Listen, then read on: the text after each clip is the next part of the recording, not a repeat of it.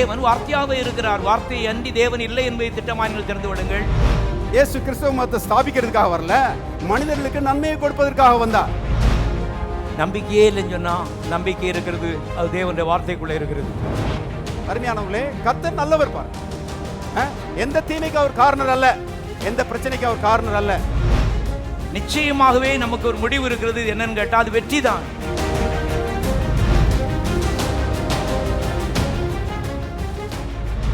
அன்பான நண்பர்களே, ஆத்தும ஆதாயத்தை குறித்து தொடர்ந்து பார்த்து கொண்டு வருகிறோம். இந்த வாரத்தில் நீதிமொழியின் புஸ்தகம் 18வது அதிகாரம் 10வது வசனத்திலே ஞானியாகி சாலமோன் இவ்விதமாய் சொல்கிறான். வாஸ்து காண்பிக்கிறேன். கர்த்தரின் நாமம் பலத்த துருகம், நீதிமான் அதற்குள் ஓடி சுகமாயிருப்பான். அன்பானவர்களே, இயேசுவின் நாமம் பலத்த துருகம்,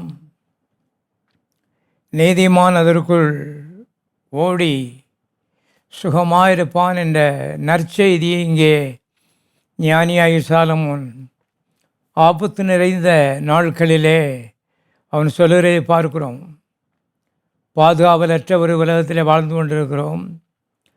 மக்கள் ஜீவனுக்காகவும் தங்களுடைய பாதுகாவலுக்காகவும் எத்திக்கிலும் ஓடி திரிகிறதை இன்றைக்கி கண்கூடாக நாம் பார்க்கிறோம். ஆனால் உங்கள் நற்செய்தி இயேசுவின் நாமம் இந்த நாட்களிலே பலத்த துருகமாய் இருக்கிறது. பாருங்கள், அந்த நாட்களிலே ராஜாக்கள் மலைகளிலே குகைகளை தோண்டி வைத்தார்கள். அவைகள் பெரிய அரண்கள் போல ஆபத்திலே அடைக்கலமாயவர்களுக்கு ஒத்தாசையாய் நின்றது. வேறு வழி இல்லை என்று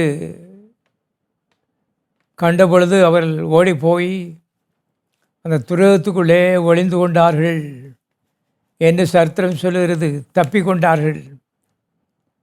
அதுபோல ஆபத்துகள் நிறைந்த இந்த உலகத்திலே இயேசுவின் நாமம் பலத்த துருகமாயிருக்கிறது. மற்ற எல்லா வழிகளையும் மக்கள் இன்றைக்கு தேடுகிறார். நல்லது. தொத்து வியாதின்னு வரும்போது மருந்தை தேடுவது நல்லது. ஆனால் நாம் வாழுகிற உலகம் ஒரு ஆவி உலகம் என்பதை உங்களுக்கு ஞாபகப்படுத்துகிறேன். நம்முடைய சக்திக்கு அப்பாற்பட்டு அபாரமான சக்திகள் ஆவி உலகத்திலே செயல்படுகிறதை வேதம் நமக்கு திட்டமாய் போதிக்கிறது. தேவன் ஆவியாயிருக்கிறார். தேவதூதர்கள் ஆவியாயிருக்கிறார்கள். ஆகவே இந்த ஆவிக்குரிய உலகத்திலே நம்மை காட்டிலும் பலத்த சக்திகள் செயல்பாட்டில் இருக்கிறது. இதிலே நமக்கு உதவி செய்வதற்கு எல்லா நாமத்தை காட்டிலும் மேலான நாமம் இயேசுவின் நாமம் ஆவலாயிருக்கிறது. இயேசு அன்பாகவே இருக்கிறார் என்று ஒன்றியவன் புஸ்தகம் 4ஆம் அதிகாரம் 8ஆம் வசனத்திலே நாம் வாசிக்கிறோம். பாருங்கள், ஆகவே இயேசுவை ஏற்றுக்கொள்ளாதவர்கள் குடும்பமாக இந்த நாட்களில் இயேசு என்கிற துருகத்துக்கு நேராக ஓடி வரும்படி உங்களுக்கு அழைப்பு கொடுக்கிறேன். இங்கே ஞானி சொல்லுகிறான், இயேசுவின் நாமம் பலத்த துருகம், நீதிமான் அதற்குள் ஓடி சுகமாயிருப்பான் என்று சொல்லுகிறதை பார்க்கிறோம். யார் அந்த நீதிமான்? நீதிமான் என்றால் என்ன அர்த்தம்? நீதி என்றால் தேவ சமூகத்திலே குற்ற உணர்வு இல்லாதபடி தைரியமாய் நிற்கக்கூடிய ஒரு திராணி. இதுதான் நீதி. பாருங்கள், ஆதாம் முதல் மனிதன் படைக்கப்பட்ட போது ஒரு நீதிமானாய் படைக்கப்பட்டான் என்று சத்தியவேதம் சொல்கிறது. ஆகவே தேவனோடு முகமுகமாக உறவாடினான். ஆதியாகமம் 1:8 சொல்லுகிறது, தோட்டத்திலே தேவன் உலாவினார் என்று நாம் வாசிக்கிறோம். தேவனோடு உறவாடக்கூடிய அந்த அளவுக்கு பாருங்கள், குற்ற உணர்வு இல்லாதபடி ரைட்டாக நிற்கக்கூடிய ஒரு திராணி அவனுக்கு கொடுக்கப்பட்டிருந்தது. என்றைக்கு தவறு செய்தானோ அன்றைக்கு இந்த நீதியை இழந்து விட்டான். நீதியை இழந்தபடினாலே அநீதிமானாய் மாறிவிட்டான். இப்போ தேவராய கர்த்தர் தோட்டத்தில் வந்து, ஆதாமே ஆதாமே நீ எங்கே இருக்கிறாய் என்று அவனை தேட வேண்டிய ஒரு கட்டாயத்திலே தள்ளப்பட்டான். ஏனென்றால் அநீதியும் நீதியும் முகமுகமாய் சந்திக்க முடியாது, உறவாட முடியாது, உறவு கொள்ள முடியாது. ஆகவே தேவனுக்கும் மனிதனுக்கும் உள்ள ஒரு உறவு துண்டிக்கப்பட்டு விட்டது. இது முதல் குடும்பமாகிய ஆதாமின் குடும்பத்தை பாதித்தது மாத்திரமல்ல, முழு மனு வர்க்கத்தையும் பாதித்தது என்று சத்தியவேதம் சொல்லுகிறது. ஆகவே நீங்கள் வேதத்தை ஆராய்ந்து பார்ப்பீர்களானால் அவனுடைய குடும்பம் ஒரு அநீதியின் குடும்பமாக இருந்ததை நாம் பார்க்கிறோம். முதலாவது பிறந்த மனிதன் காயின்.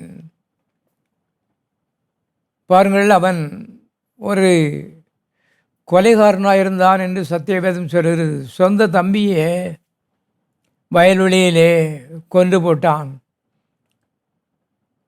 அப்படி மனுக்குலம் ஒரு மாற்றத்தை அடைந்ததை நாம் பார்க்கிறோம். நீதிமான்களாக தேவ சாயலிலே தேவனோடு உறவாடும்படி தேவனுடைய ஆசீர்வாதத்தை அளவில்லாமல் அனுபவிக்கும்படி படைக்கப்பட்ட மனுக்குலம் தேவனுடைய சமூகத்தை விட்டு தூரமாய் விலகி ஓடின ஒரு காட்சியை அருமையான வேதம் திட்டமாய் சொல்லுகிறது. பாருங்கள், சங்கீதம் 51:5 விதமாய் நாம் வாசிக்கிறோம். சங்கீதம் 51:5 இவ்விதமாய் சொல்லுகிறது, இதோ நான் துர்க்குணத்தில் உருவானேன், என் தாய் என்னை பாவத்தில் கற்பந்தரித்தாள். மறுபடியும் வாசிக்கிறேன், இதோ நான் துர்க்குணத்தில் உருவானேன், என் தாய் என்னை பாவத்தில் கற்பந்தரித்தாள். ஒரு தாயும் தகப்பனும் சேர்ந்து ஒரு குழந்தையை பெற்றெடுப்பது தவறு அல்ல. ஆனால் இங்கே தாவீது எதை பற்றி பேசுகிறான்னு சொன்னால், அந்த ஆதாமுடைய நீதியை பற்றி பேசுகிறான். மனிதர்கள் பிறக்கும்போதே அந்த அநீதியோடு இந்த உலகத்திலே பிறக்கிறதை வேதம் திட்டமாய் சுட்டி காட்டுகிறது. இப்போ மனிதன் எவ்வளவு பாவம் செய்திருக்கிறான், எவ்வளவு பாவம் செய்யலைங்கிற கணக்கெல்லாம் நித்தியத்திலே இல்லை என்பதை தெரிந்து கொள்ளுங்கள். அன்னைக்கு ஒருத்தர் சொன்னார், முன்னால் 5 சிகரெட்டு குடித்தேன், இப்போ 2 தான் குடிக்கிறேன், நான் நீதிமான் இல்லையான்னு கேட்டார். நீங்கள் எத்தனை சிகரெட்டு குடிச்சிங்கன்னு அது கேள்வி இல்லை நண்பர்களே. ஏனென்றால் எல்லோரும் இந்த அநீதியிலே பிறக்கிறபடினாலே எல்லோரும் கல்வாரி சிலுவையிலே சிந்தப்பட்ட அந்த ஊற்று இயேசு கிறிஸ்துவின் இரத்தத்தினாலே கழுவப்பட வேண்டியது மிக மிக அவசியமாயிருக்கிறது. அவ்விதமாய் தேவன் ஒரு பிரமாணத்தை நியமித்திருக்கிறார். இது அவர் படைத்த உலகம், நாம் அவர் படைத்த மக்கள். அவர் வைத்தது சட்டம் என்பதை திட்டமாய் தெரிந்து கொள்ளுங்கள். மனிதர் எல்லாரும் பாவம் செய்து அநீதிமான்களாய் மாறினபடினாலே எல்லா மனிதர்களும் படைத்த தேவனுடைய பரிசுத்த இரத்தத்தினாலே கழுவப்பட வேண்டியது தேவனுடைய மாறாத அநாதி திட்டம் என்று சத்திய வேதம் போதிக்கிறது. ஆகவே நீங்கள் அந்த இரத்தத்தினாலே கழுவப்பட்டிருக்கிறீர்களா? அந்த நிச்சயம் உங்களுக்கு இருக்கிறதா? எவ்வளவு தவறுகள் கடந்த காலத்தில் செய்தீர்கள் என்பது முக்கியமல்ல. கொஞ்சமாக இருக்கலாம், அதிகமாக இருக்கலாம். இயேசு கிறிஸ்துவின் ரத்தம் சகல பாவங்களை நீக்கி நம்மை சுத்திகரிக்கும் என்று சத்திய வேதம் சொல்லுகிறது. அந்த பதத்தை கவனிங்க. சகல பாவங்களையும் நீக்கி நம்மை சுத்திகரிக்கும். எந்த பாவமாக இருந்தாலும் சரி, இயேசுவின் ரத்தத்துக்கு முன்பாக நிற்க முடியாது. 1 யோவான் 1:7 அவ்விதமாக நாம் வாசிக்கிறோம். அது மாத்திரமல்ல, ஏசாயா தீர்க்கதரிசியின் புஸ்தகத்திலே 1ஆம் அதிகாரத்தில் விதமாக வாசிக்கிறோம். வழக்காடுவும் வாருங்கள் என்று கர்த்தர் சொல்கிறார். உங்கள் பாவங்கள் சிவேரென்று இருந்தாலும் உறைந்த மழையைப் போல் வெண்மையாகும். அவைகள் இரத்தாம்பர சோப்பாக இருந்தாலும் பஞ்சை போலாகும். தேவன் இங்கே ஒரு அழைப்பு கொடுக்கிறதை பார்க்குறோம். வழக்காடுவோம் வாருங்கள். உனக்கு எனக்கும் வழக்கு இருக்குது. நீ பிறந்தது அநீதியில் பிறந்திருக்கிற. இந்த அநீதியை போக்குவதற்கு நான் ஒரு வழியை வைத்திருக்கிறேன். உன்னை தண்டிக்க எனக்கு மனதில்லை. ஆகவே என்ற குமாரனாய் இயேசுவை கல்வாரி சிலுவையிலே தண்டித்து அவருடைய பரிசுத்த இரத்தத்தை கல்வாரியிலே சிந்த விட்டிருக்கிறேன். அந்த இரத்தம் சகல பாவங்களை நீக்கி நம்மை நீதிமான்கள் ஆக்கும். நீ அந்த இரத்த ஊற்றுக்குள்ளே மூழ்கி இருக்கிறாயா? அந்த இரத்த ஊற்றுக்குள்ளே மூழ்கி கழுவப்பட்டிருக்கிறாயா? அந்த இரத்த ஊற்றுக்குள்ளே மூழ்கினவர்கள் மாத்திரம்தான் நீதிமான்கள் என்று வேதம் சொல்கிறது. ஆகவே இங்கே மனுஷட்ட கர்த்தர் உரிமையோடு அவர் படைத்த மனிதன் அவன் நீதிமானாய் இருக்கும்படி படைத்தார். அதுதான் தேவனுடைய திட்டம். நீதிமானாய் இருந்தால் அதனால் வருகிற எல்லா லாபங்களும் அவனுக்கும் அவனுடைய குடும்பத்திற்கும் சொந்தம். மனுக்குலம் தேவனுடைய ஆசீர்வாதங்களை சுதந்திரிக்கும்படி இந்த தூய நோக்கத்தோடு தேவன் மனிதனை படைத்தார். இந்த நோக்கத்தை பிசாசு ஆதாம் மூலமாக பாழாக்கி விட்டான். ஆகவே மறுபடியும் கர்த்தர் அழைப்பு கொடுக்கிறதை பார்க்கிறோம். வழக்காடுவோம். நம்ம 2 பேருக்கும் ஒரு வழக்கு இருக்குது. நீ அநீதிமான். பிசாசு ஆதாம் மூலமாக உன்னை அநீதிமான் ஆக்கிட்டான். இந்த சகல அநீதியும் இந்த குமாரனாய் இயேசு கிறிஸ்துவின் ரத்தம் அது போக்க வல்லதாக இருக்கிறது. ஆகவே அவர் அழைக்கிறார், வழக்காடுவோம் வாருங்கள். உங்கள் பாவங்கள் சிவேர் என்று இருந்தாலும், உங்கள் பாவங்கள் எதுவாக இருந்தாலும் அதை பற்றி பரவாயில்லை. அந்த லிஸ்ட்டு இங்கே போடவே இல்லை. என்ன பாவம்னு சொல்லி கர்த்தர் இங்கே அந்த லிஸ்ட்டை கொடுக்கவே இல்லை. உங்கள் பாவங்கள் சிவப்பாக இருந்தாலும் உறைந்த மழையை போல் வெண்மையாகும். அவைகள் இரத்தாம்பர சோப்பாக இருந்தாலும் பஞ்சை போல் ஆகும். இரத்தாம்பரம் என்பது உங்களுக்கு தெரியும். உலகத்தில் சிவப்பான பொருட்களில் அது ஒன்று. பாருங்கள், சக்கசுவேன்னு இருக்கக்கூடிய ஒரு துணி, அதுக்கு இரத்தாம்பரம்னு பேர். கர்த்தர் சொல்கிறார், உங்கள் பாவங்கள் இரத்தாம்பர சோப்பாக இருந்தாலும் பஞ்சை போல் வெண்மையாகும். இயேசு கிறிஸ்து ரத்தம் அத்தனை வல்லமை உள்ளது. காரணம், அது தேவனுடைய பரிசுத்த ரத்தம். அது நீதி உள்ள ரத்தம். அது தூய ரத்தம். கழுவக்கூடிய வல்லமை நிறைந்த ரத்தம். இன்றைக்கு 800 கோடி மக்கள் இந்த உலகத்தில் வாழ்ந்து கொண்டிருக்கிறார்கள். நமக்கு தெரிந்து 2000 ஆண்டுகள் இயேசுவினுடைய பிறப்புக்கு பிறகு கடந்து போய்விட்டது. ஒவ்வொரு ஆண்டும் பல கோடி மக்கள் வாழுகிறார்கள். எல்லோருடைய பாவத்தையும் ஒருவருடைய இரத்தம் கழுவி சுத்தமாக்க வல்லமையுள்ளதாக இருக்கிறது. எத்தனை ஆச்சரியம்! யோசித்து பாருங்கள். அவைதான் உங்களுடைய பாவங்கள் எவ்வளவு பெரியது என்பதை எடுத்து காட்டுவதற்கு முயற்சி பண்ணாதிருங்க. சாட்சி சொல்லுங்கன்னு சொன்ன உடனே சிலர் அவங்க என்னென்ன பாவம் செய்தாங்கங்கிறத விலாவாரியாக எடுத்து சொல்லிகிட்டு இருப்பாங்க. அதில் ஒரு பிரயோஜனம் இல்லை நண்பரே.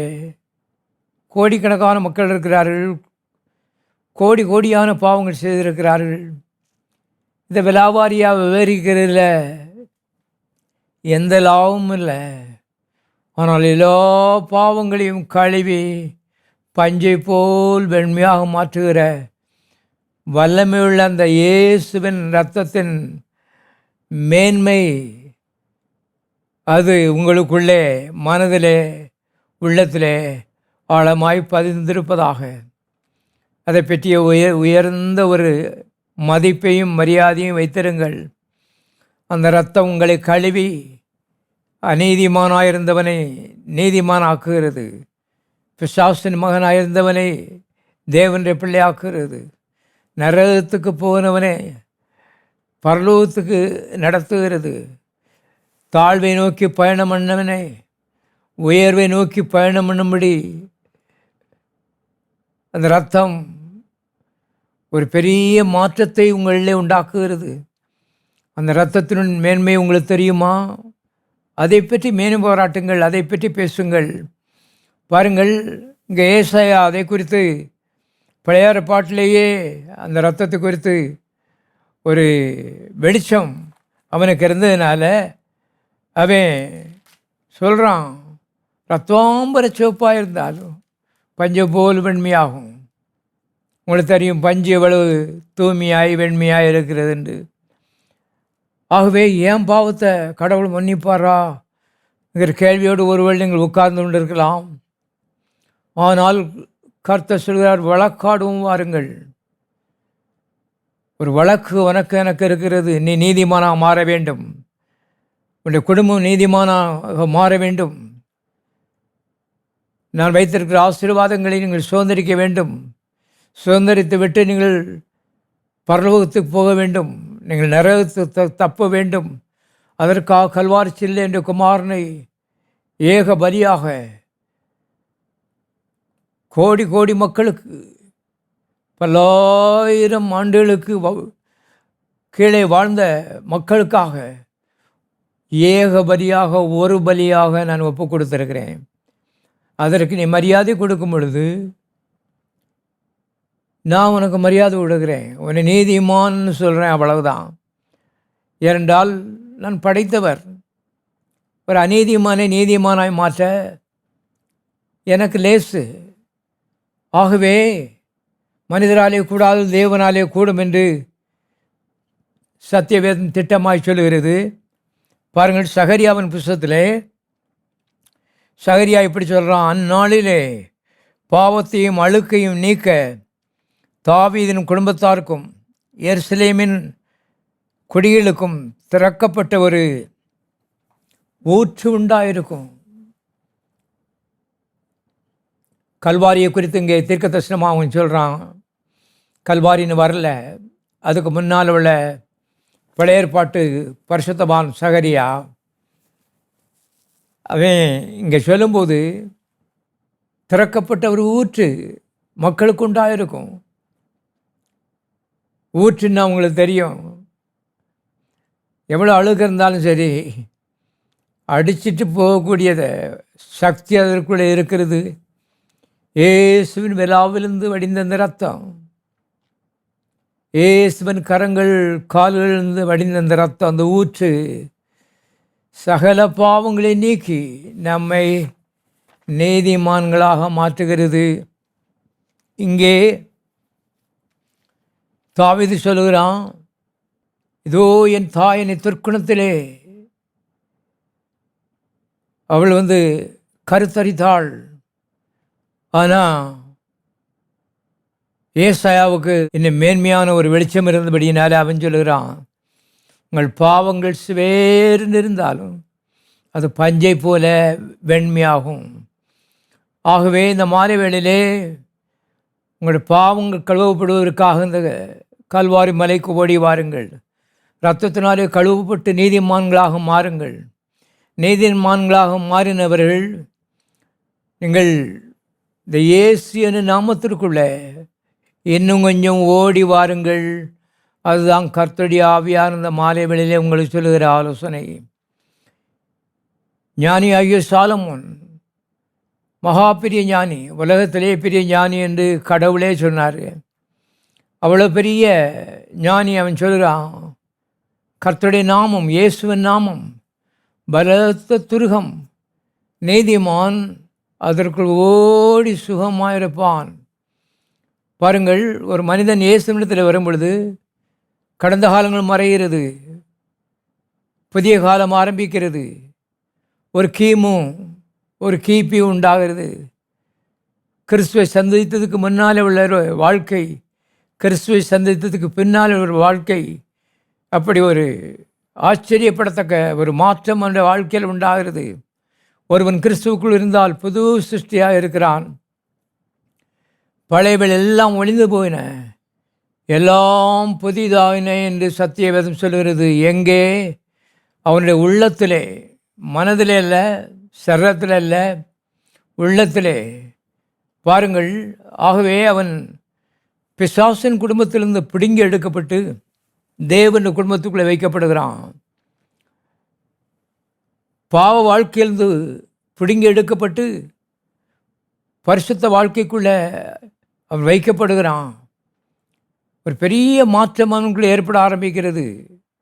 பாதாளத்தை நோக்கி தாழ்வாய் போனவன் இப்போ மேலே ஏறி போகிறான். அவனுக்கு பேர் நீதிமான். அப்படிப்பட்டவர்கள் பரலோகத்துக்கு போகலாம் என்று சத்தியவேதம் சொல்லுகிறது. பரலோகம் என்பது நீதிமான்கள் நிறைந்த இடம். நீதிமான்கள் என்பவர் யார்? மறுபடியும் ஞாபகப்படுத்துகிறேன், கல்வாரியிலே சிந்தப்பட்ட தேவனுடைய ரத்தம், பரிசுத்த ரத்தம், நீதி உள்ள ரத்தம். அந்த இரத்தத்தினாலே கழுவப்பட்ட எல்லோரும் நீதிமான்களாக இருக்கிறார்கள்.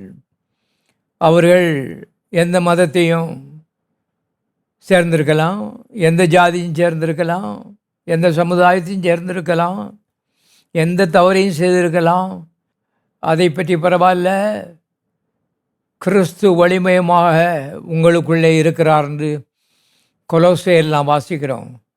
கிறிஸ்துவே உள்ளே வாரும், நீர் ஆண்டவர், உம்முடைய இரத்தத்தினாலே என்னை கழுவும், உம்முடைய தூய ஊற்று அந்த இரத்தம் என்னை நீதிமானாய் மாற்றட்டும் என்று அவ்விதமாய் ஜெபிக்கிறவர்களுக்கு இந்த ஸ்லாக்கியம் கிடைக்கிறது.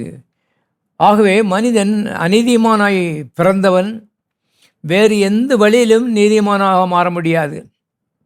மனிதன் நீதிமானாக மாறுவதற்கு எத்தனையோ முயற்சிகளை பண்ணுவதை பார்க்கிறோம். தேவ ஆவியானவர் நம்முடைய கண்களை திறப்பாரானால் தேவன் எவ்வளவு பெரியவர், மனிதன் எவ்வளவு சிறியவன் என்பதை நாம் புரிந்து கொள்ள முடியும். மனிதன் தராசில் ஒட்டின தூசி மாதிரி இருக்கிறான், பைபிளில் போட்டிருக்கு. பாருங்கள், வியாபாரி தராசில் எதையோ நிறுக்கிறான். நிறுத்த முடித்த உடனே தட்டில் சில மாவு ஒட்டிக்கிட்டு இருக்குது. அதுதான் மனித ஜாதி என்று எழுதப்பட்டிருக்கிறது. இது இந்த மூளைக்கு புரியாது. ஆனால் உள்ளத்திலே, ஆவியிலே தேவ ஆவியானவர் நமக்கு ஒரு வெளிச்சம் கொடுக்கும் பொழுது இது உண்மை என்பது புலப்படுகிறது.